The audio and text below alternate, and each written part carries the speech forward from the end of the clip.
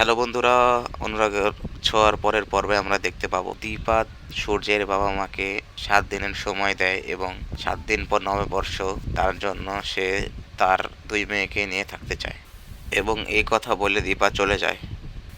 এবং এদিকে আমরা দেখতে পাই মিশকা দীপার বাড়িতে এসেছে এবং দেখে তার দেওয়া ডিভোর্স পেপার দীপা ছিঁড়ে ফেলেছে এবং সাথে সাথেই মিশকা দীপাকে ফোন করে, কিন্তু দীপা মিশকার ফোন রিসিভ করে না। এরপর দীপা আর মিশকার দেখা হয় এবং এখানে দীপা একটা নতুন নাটক সাজায়। সে বলে যে সে ডিভোর্স পেপারে সই করেছিল, কিন্তু কিন্তু দীপার মা এসে নাকি সেটা ছিঁড়ে ফেলে। এরপর মা এসে বলে যে কালকে আমি নতুন ডিভোর্স পেপার রেডি করবো লয়াল অফিসে, তুমি এসে সেখানে সই করে দিয়ে যাবে। একথা বলে মিশকা চলে যায় এবং এদিকে সূর্যকে দেখা যায় সে বাড়ি এসেছে এবং তার বাবা মাকে জিজ্ঞেস করছে দীপা কেন এসেছিল এবং সে তার বাবা মার সাথে রাগারাগি করে দীপার কথা জিজ্ঞেস করছে এবং সূর্য বলে দীপা যতই সোনার মা হওয়ার চেষ্টা করবে তত সোনার থেকে এবং আমাদের থেকে নিজেকে দূরে পাবে। এবং এখানেই আজকের এপিসোডটা শেষ হয়। তো পরবর্তী এপিসোড দেখার জন্য আমাদের চ্যানেলটিকে অবশ্যই সাবস্ক্রাইব করে পাশে থেকে